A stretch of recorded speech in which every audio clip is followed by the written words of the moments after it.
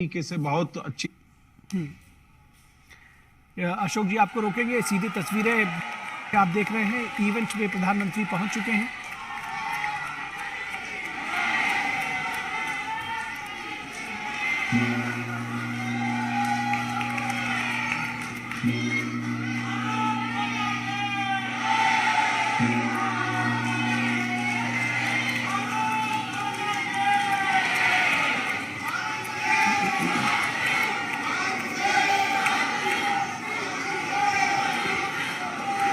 भाइयों और बहनों,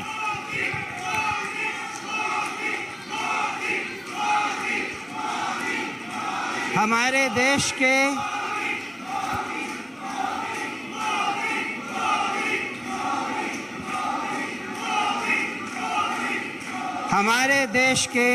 यशस्वी प्रधानमंत्री श्रद्धेय श्री नरेंद्र मोदी जी का इंडोनेशिया में रह रहे भारतीय और भारतीय मूल के लोगों की तरफ से हार्दिक स्वागत और अभिनंदन है।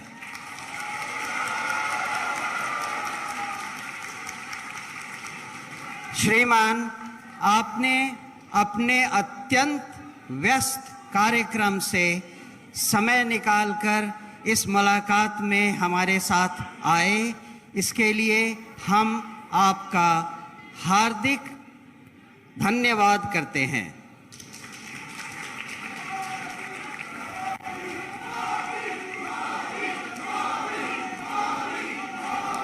माननीय प्रधानमंत्री जी,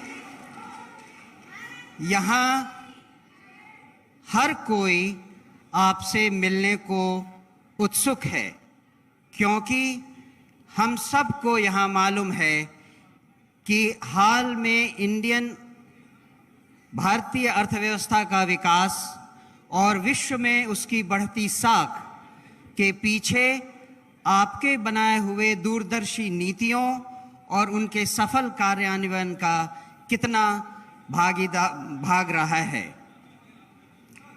आदरणीय प्रधानमंत्री जी, इस भारतीय समुदाय की बहुत सारी विशेषताएं हैं, लेकिन उसमें मैं एक का आपके सामने उल्लेख करना चाहूँगा। इंडोनेशिया में हमारा यह भारतीय समुदाय बहुत आदर और सम्मान से देखा जाता है, क्योंकि इंडोनेशिया में हर भारतीय एक एम्प्लॉयमेंट जनरेट करने वाला माध्यम माना जाता है। ये सारे लोग, हर आदमी जो यहाँ हैं, कुछ न कुछ स्थानीय नागरिकों को एम्प्लॉयमेंट प्रदान करते हैं। हम यहाँ एम्प्लॉयमेंट जनरेट करने के लिए जाने जाते हैं, न कि एम्प्लॉयमेंट खोजने के लिए। ये हमारे लिए एक बहुत गर्व का विषय है। हम सब ये समुदाय आपको सुनने के लिए बहुत बेताब हैं। हम सबसे पहले दोनों देशों के राष्ट्रगान के सम्मान में खड़े होंगे। तत्पश्चात मैं आपसे अनुरोध करूंगा कि हम सबको संबोधित करें। धन्यवाद।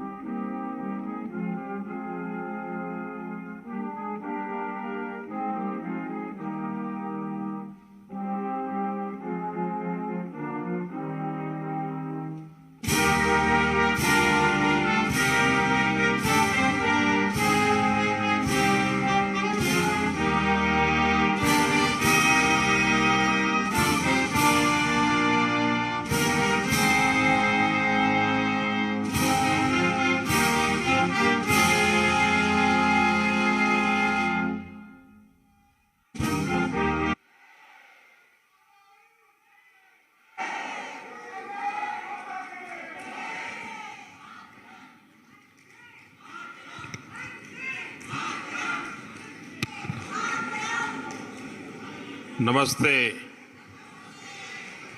वणक्कम।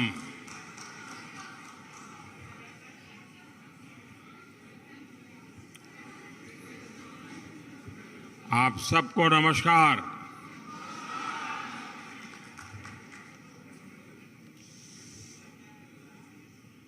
इंडोनेशिया आने के बाद, बाली आने के बाद हर हिंदुस्तानी को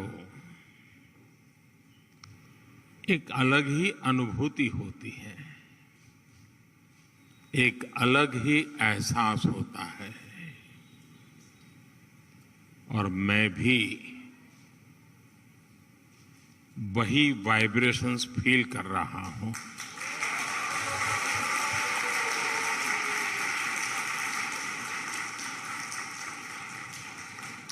जिस जगह के साथ भारत का हजारों वर्षों का रिश्ता रहा हो और जिसके बारे में सुनते रहते हो कि हजारों साल में अनेक पीढ़ियां आई चली गई, लेकिन उस परंपरा को कभी ओझल नहीं होने दिया। हजारों साल से उस परंपरा को जीना, पीढ़ी दर पीढ़ी उस परंपरा को जानना और हर पल उस परंपरा से जुड़े रहना, वहां के लोग, उस धरती एक अलग ही आनंद देती है, अलग ही आनंद की अनुभूति कराती है। आप कल्पना कर सकते हैं, आज जिस समय मैं आपसे बात कर रहा हूं, हम यहां बाली में बैठे हैं, बाली की परंपराओं के गीत गा रहे हैं। उसी समय जब मैं आपसे बात कर रहा हूं, इसी पल बाली से 1500 किलोमीटर दूर भारत के कटक शहर में महानदी के किनारे बाली यात्रा का महोत्सव चल रहा है, जिसे बाली यात्रा कहते हैं।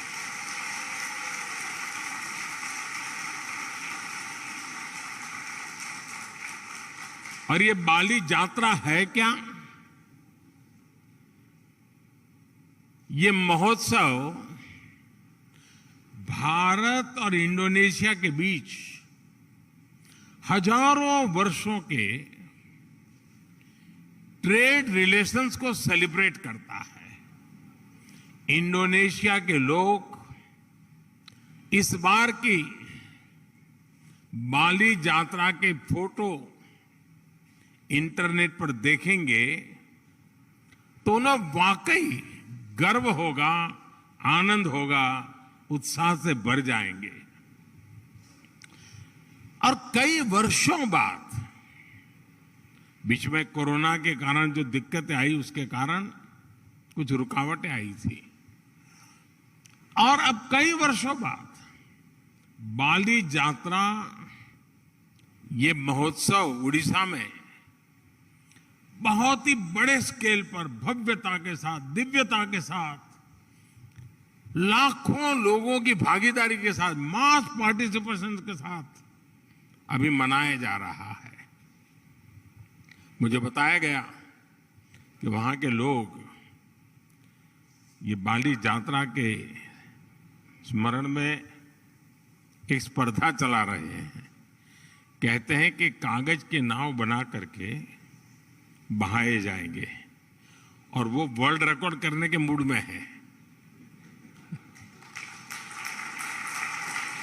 इसका मतलब ये हुआ कि उड़ीसा में आज जो लोग इकट्ठा हुए हैं, उनका शरीर वहां है, लेकिन मन बाली में है, आप लोगों के बीच में है। साथियों, हम लोग अक्सर बातचीत में कहते हैं इट्स अ स्मॉल वर्ल्ड, ऐसा ही शब्द है, it's a small world. Bharat और इंडोनेशिया के संबंधों को देखें तो ये शब्द नहीं है, ये हमें सच्चाई नजर आती है, सटीक बैठता है। समंदर की विशाल लहरों ने भारत और इंडोनेशिया के संबंधों को लहरों की तरह ही उमंग से भरा है, जीवंत रखा है। कभी थकान महसूस नहीं हुई, वो लहरें जैसे चलती रहती हैं, हमारा नाता भी वैसा ही जीवंत रहता है।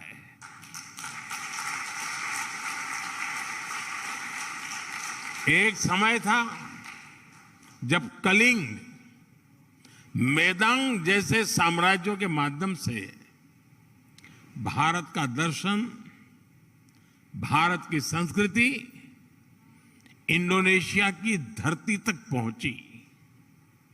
आज एक ये समय है जब भारत और इंडोनेशिया 21वीं सदी में विकास के लिए एक दूसरे के साथ कंधे से कंधा मिलाकर काम कर रहे हैं। इंडोनेशिया की जमीन ने भारत से आए हुए लोगों को प्यार से एक्सेप्ट किया, उन्हें अपने समाज में सम्मिलित किया। इसी वजह से आज आप सभी इंडोनेशिया के विकास और समृद्धि में अपना योगदान दे रहे हैं। हमारे बहुत सिंधी परिवार यहां रहते हैं और भारत से आए हुए हमारे सिंधी परिवार के भाई बहनों ने यहां के टेक्सटाइल सेक्टर में, स्पोर्ट्स गुड सेक्टर में, इतना ही नहीं, फिल्म और टीवी इंडस्ट्री में भी काफी कुछ कंट्रीब्यूट किया है। गुजरात से जुड़े हुए काफी लोग यहां हैं। जेम्स, डायमंड्स, माइंस, इवन खेती, किसानी, उसमें भी वो लोग नजर आते हैं। भारत से आए हुए engineers, chartered accountants, professionals Indonesia के विकास के सहयात्री बने हुए हैं। कितने ही तमिल भाषी कलाकार यहां की संस्कृति, यहां के आर्ट्स को और समृद्ध करने में अपना योगदान दे रहे हैं।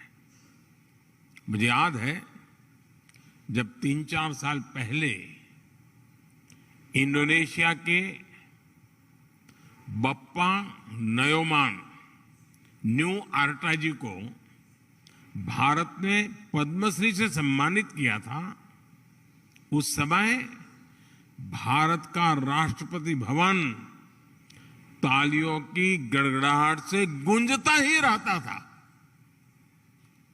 उनकी बनाई कलाकृति गरुड़ विष्णु केनकाना का कोई शायद हिंदुस्तानी ऐसा नहीं होगा जो उसकी प्रशंसा न करता हो। ऐसे ही इंडोनेशिया के वायन दिव्या और आगोस इंदिरा उदयन जी, उनको जब पद्म सम्मान मिला था तो मुझे उनके बारे में काफी कुछ जानने का, निर्णय करने से पहले मुझे काफी कुछ उनके विषय में जानने का मौका मिला। आगोस इंदिरा उदयन जी, आप भली भांति परिचित हैं उनसे और आज यहाँ मौजूद भी हैं। वो बाली में महात्मा गांधी के विचारों को आगे बढ़ाने के लिए जी जान से जुटे हुए हैं।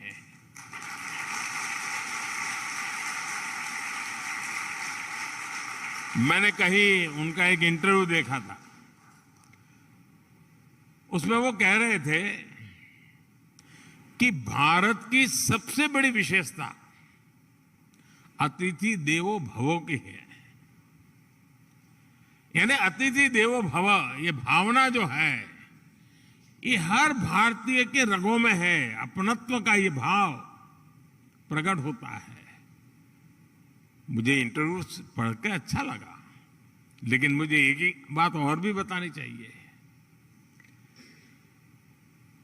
अपनत्व के विषय में भारत की तारीफ हो रही होगी, लेकिन इंडोनेशिया के इंटरव्यू पढ़ के अच्छा लगा, लेकिन मुझे एक ही बात और भी बतानी चाहिए।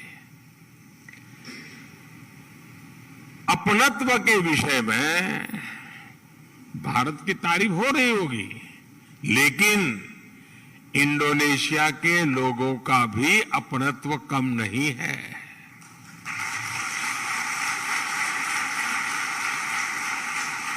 जब मैं पिछली बार जाकार्ता में आया था,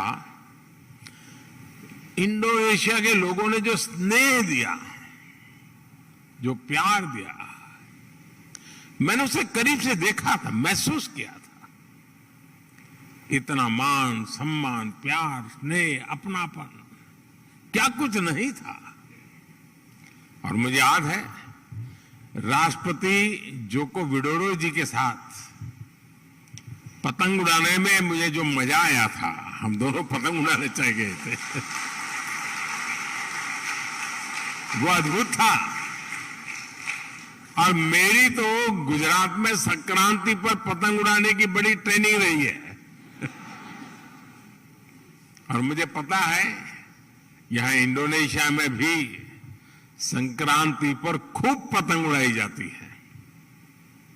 यहां पास में,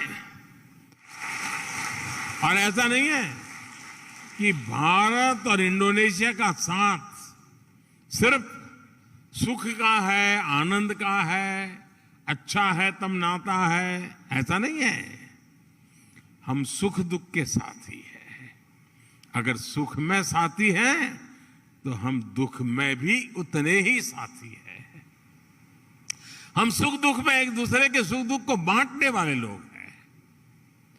जब 2018 में इंडोनेशिया में इतना बड़ा भूकंप आया, तो भारत ने तुरंत ऑपरेशन समुद्र मैत्री शुरू किया था। इसलिए ही उस साल में जकार्ता आया था, और तब मैंने एक बात कही थी। मैंने कहा था कि भारत और इंडोनेशिया में 90 नॉटिकल मील का फासला भले हो, लेकिन हकीकत तो ये है, हम 90 नॉटिकल मील दूर नहीं है, हम 90 नॉटिकल मील पास है।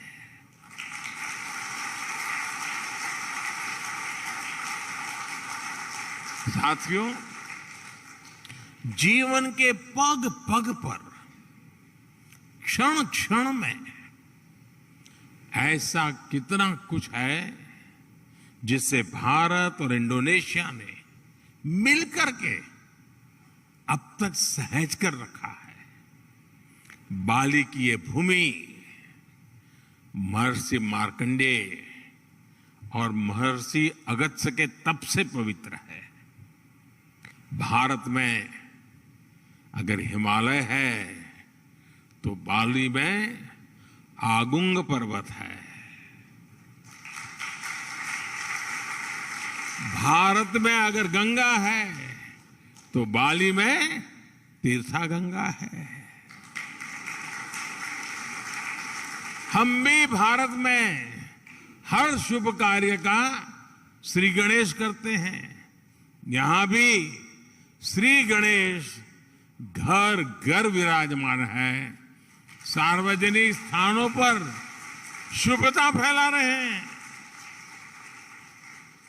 पूर्णिमा का व्रत, एकादशी की महिमा, त्रिकाल संध्या के जरिए सूर्य उपासना की परंपरा, मां सरस्वती के रूप में ज्ञान की आराधना, अनगिनत चीजें हम कह सकते हैं।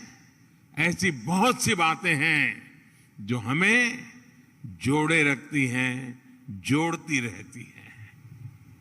बाली का जन जन महाभारत की गाथाओं के साथ बड़ा होता है।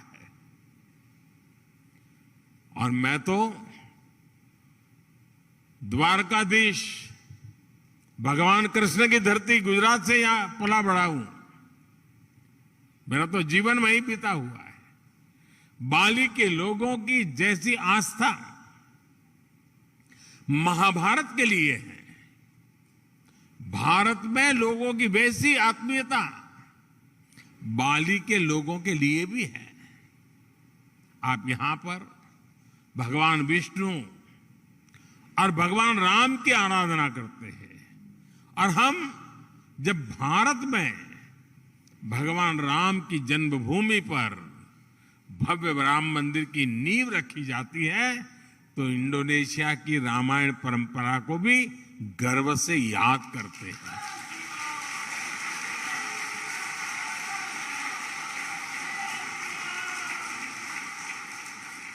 कुछ साल पहले जब भारत में रामायण फेस्टिवल का आयोजन हुआ था, तो इंडोनेशिया के भी कई कलाकार, यहां से कई कलावृंद भारत आए थे, और अहमदाबाद में, हैदराबाद में, लखनऊ में, अनेक शहरों में वो अपना कार्यक्रम करते करते वो अयोध्या आए थे। उनका आखिरी समापन कार्यक्रम अयोध्या में हुआ था और बहुत वाहवाही हुई थी। हिंदुस्तान में जहां गए अखबार भरे पड़े रहते थे। भाई और बहनों, बाली में ऐसा शायद ही कोई व्यक्ति होगा जिसकी अभिलाषा नहीं होगी कि अपने जीवन में एक बार अयोध्या या द्वारिका के दर्शन न करे। ऐसा शायद कोई भी इंसान नहीं होगा। भारत में भी लोग प्रम्बानन मंदिर और गरुड़ विष्णु केनकाना की भव्य प्रतिमा के दर्शन करने के लिए बहुत ही इच्छुक रहते हैं। कोरोना काल से पहले एक साल में ही 5 लाख से ज्यादा भारतीयों का अकेले बाली आना ही इसकी गवाही देता है। साथियों, जब विरासत साझा होती है, जब मानवता के प्रति आस्था समान होती है, तो प्रगति के लिए भी समान रास्ते बनते जाते हैं। कुछ महीने पहले ही 15 अगस्त को भारत ने अपनी स्वतंत्रता के 75 साल पूरे किए हैं। इंडोनेशिया का इंडिपेंडेंस डे भारत के स्वतंत्रता दिवस के 2 दिन बाद 17 अगस्त को आता है, लेकिन इंडोनेशिया को भारत से 2 साल पहले स्वतंत्र होने का सौभाग्य मिला हुआ था। इंडोनेशिया से सीखने के लिए भारत के पास बहुत कुछ है, और अपनी 75 वर्षों की विकास यात्रा से भारत के पास भी इंडोनेशिया को देने के लिए बहुत कुछ है। भारत का टैलेंट, भारत की टेक्नोलॉजी, भारत का इनोवेशन, भारत की इंडस्ट्री, आज इन सारी बातों ने दुनिया में अपनी एक पहचान बनाई है। आज विश्व की अनगिनत कंपनियां ऐसी हैं, कई बड़ी कंपनियां ऐसी हैं जिसके सीईओ भारतीय मूल के हैं। आज दुनिया में जितने यूनिकॉर्न बनते हैं ना, 10 में से 1 यूनिकॉर्न भारत का होता है। आज भारत दुनिया की फास्टेस्ट ग्रोइंग लार्ज इकोनॉमी है। आज भारत डिजिटल लेन देन में दुनिया में नंबर 1 है। आज भारत ग्लोबल फिनटेक के मामले में दुनिया में नंबर 1 है। आज भारत आईटी बीपीएन के लिए आउटसोर्सिंग में दुनिया में नंबर 1 है। आज भारत स्मार्टफोन डेटा कंजम्पशन में दुनिया में नंबर 1 है। आज भारत कितनी ही दवाइयों की सप्लाई में, अनेकों वैक्सीन की मैन्युफैक्चरिंग में दुनिया में नंबर 1 है। साथियों, 2014 के पहले और 2014 के बाद के भारत में बहुत बड़ा फर्क जो है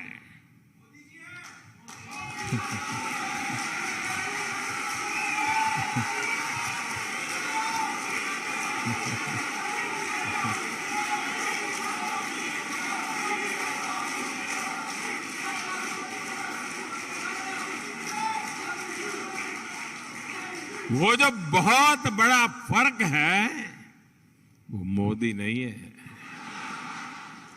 वो बहुत बड़ा फर्क है स्पीड और स्केल में। आज भारत अभूतपूर्व स्पीड पर काम कर रहा है और अप्रत्याशित स्केल पर काम कर रहा है। अब भारत छोटा सोचता ही नहीं है।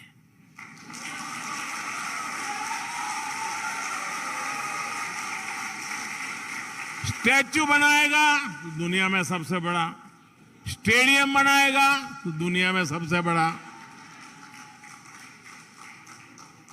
2014 के बाद से भारत ने 320 मिलियन से अधिक बैंक अकाउंट खोले हैं, बैंक में खाते खोले हैं।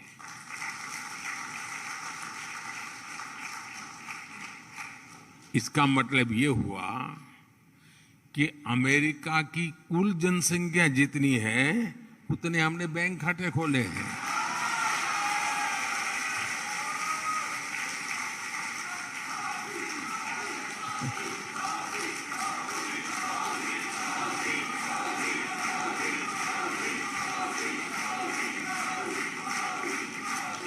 दो 2014 के बाद से भारत ने करीब 3 करोड़ गरीब नागरिकों के लिए मुफ्त घर बनाए हैं। घर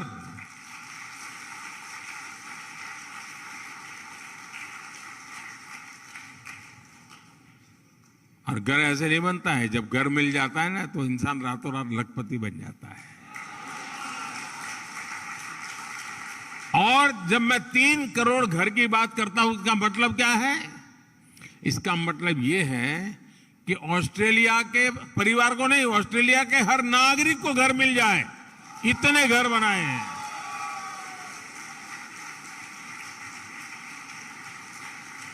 पिछले 7-8 साल में भारत ने 55,000 किलोमीटर 55,000 किलोमीटर नेशनल हाईवे बनाए हैं। यानी स्केल बता रहा हूं मैं, पूरी धरती के लगभग 1.5 चक्कर लगाने के बराबर है।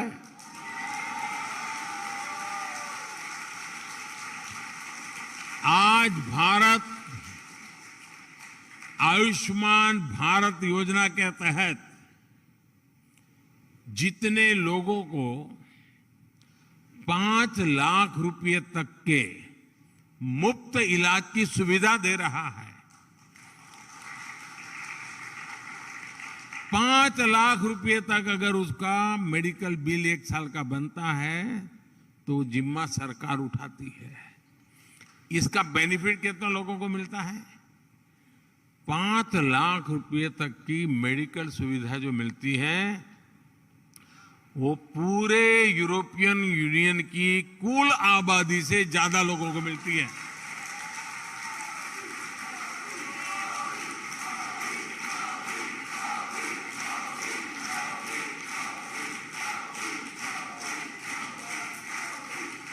कोरोना काल में भारत ने जितनी वैक्सीन डोज अपने नागरिकों को लगाई और मुफ्त में लगाई,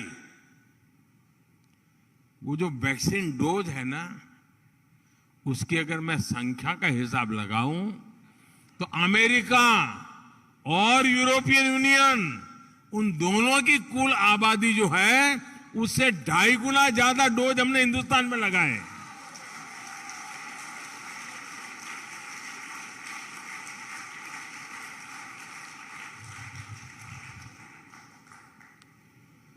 ये जब सुनते हैं तो आपका सीना चौड़ा होता है कि नहीं होता है? आपको गर्व होता है कि नहीं होता है? आपका माथा ऊंचा होता है कि नहीं होता है? और इसलिए मैं कहता हूं कि भारत बदला है। साथियों, आज का भारत अपनी विरासत पर गर्व करते हुए, अपनी विरासत को समृद्ध करते हुए, जड़ों से जुड़े रह करके आसमान छूने के लक्ष्य के साथ विकसित भारत बनाने के लक्ष्य को लेकर के अब निकल पड़ा है।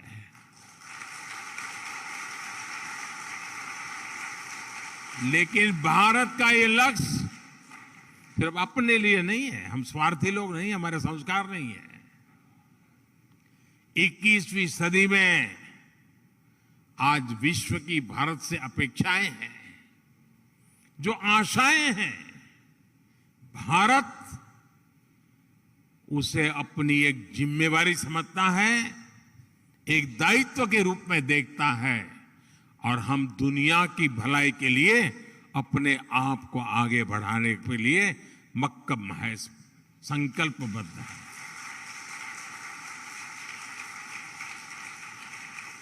आज अपने विकास के लिए भारत जब अमृत काल का रोडमैप तैयार करता है तो उसमें दुनिया की आर्थिक राजनीतिक आकांक्षाओं का भी समावेश है।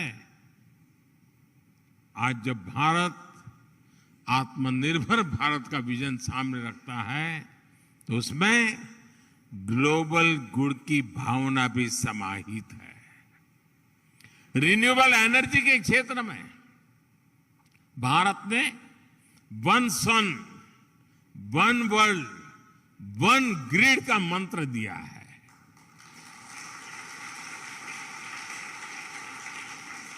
वैश्विक स्वास्थ्य को मजबूत करने के लिए भारत ने वन अर्थ, वन हेल्थ इसका अभियान चलाया है।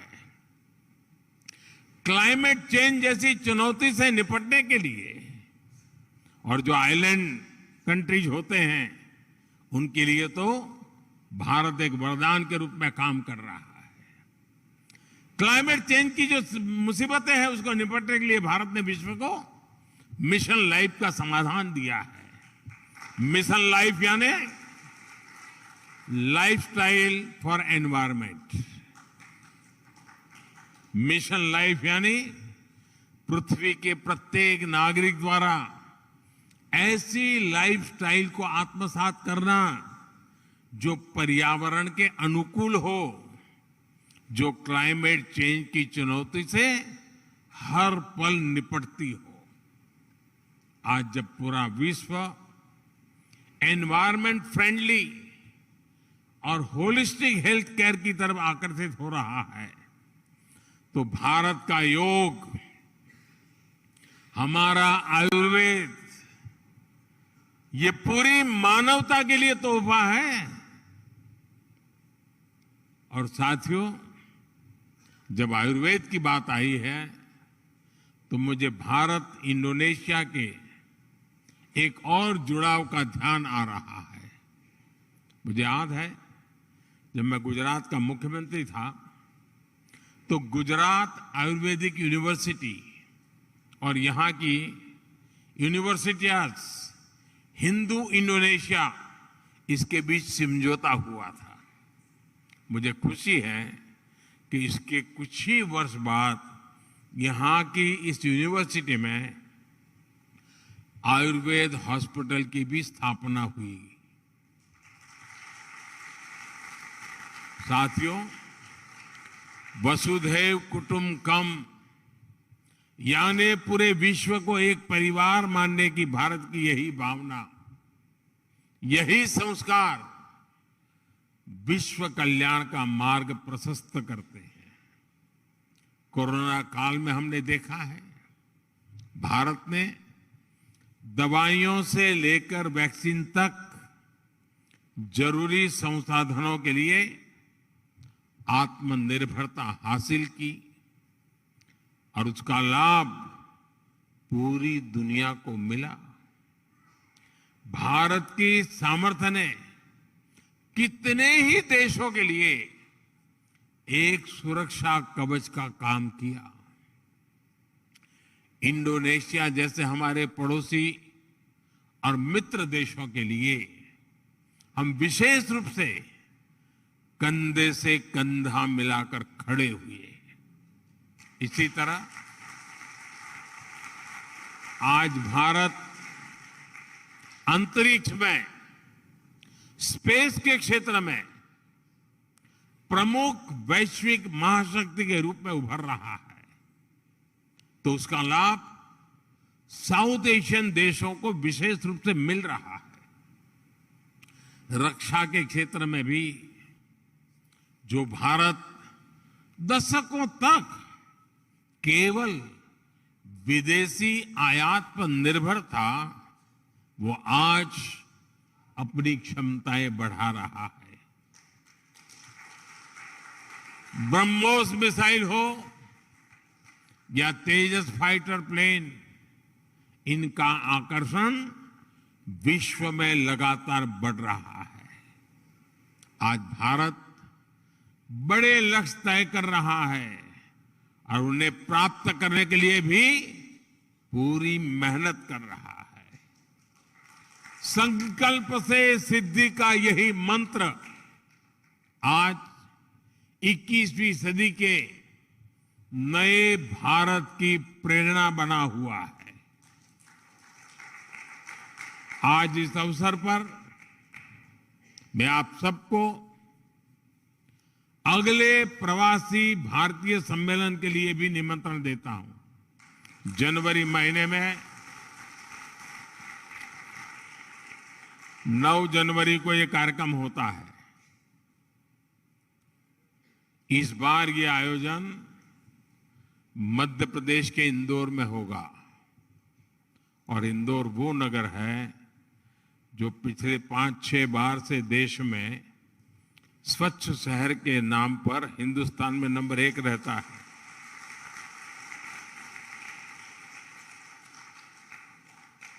और इसलिए आप इंदौर के प्रवासी भारतीय कार्यक्रम में जरूर जुड़िए। अपने निजी काम से लिए आ रहे हैं तो भी तारीख उसके साथ एडजस्ट कीजिए। और जब आप इंदौर आएंगे तो उसके 1-2 दिन के बाद ही अहमदाबाद में काइट फेस्टिवल होता है। इंडोनेशिया वाले काइट फेस्टिवल में न जाए ऐसा हो सकता है क्या? और जब आप आए, अकेले मत आना, सिर्फ अपने परिवार को ही लेकर के आकर के रुक मत जाना। कुछ इंडोनेशियन परिवारों को भी साथ ले आइए।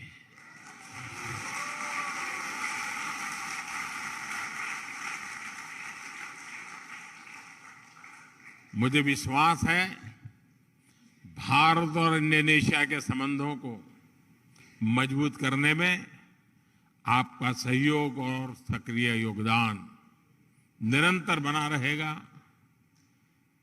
आप सब पूरी मेहनत से आपकी इस कर्मभूमि के कल्याण के लिए, आपकी इस कर्मभूमि में जितना ज्यादा योगदान दे सके देते ही रहेंगे। ये भारत के संस्कार है और देने भी चाहिए, ये हमारा दायित्व बनता है। और मैं देख रहा हूं हमारे बोहरा समाज के बहुत साथी यहां आए हैं और ये मेरा सौभाग्य रहा है कि सैयदना साहब के साथ मेरा बड़ा निकट संबंध रहा है। मुझे बहुत प्रसन्नता होती है, दुनिया में कहीं पर भी जाओ, कोई मिले या न मिले, मेरे बोहरा परिवार के लोग तो आएंगे ही।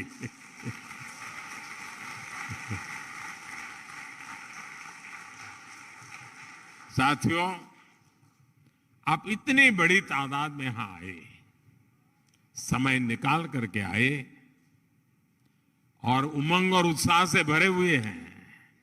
और मैं देख रहा हूं कि उड़ीसा में बाली यात्रा में जितना उमंग है, उतना ही उमंग यहां नजर आ रहा है मुझे।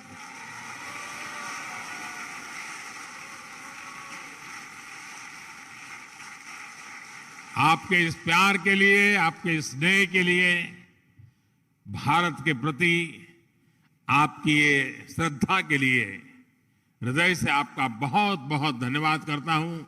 अनेक अनेक शुभकामनाएं देता हूं। धन्यवाद साथियों।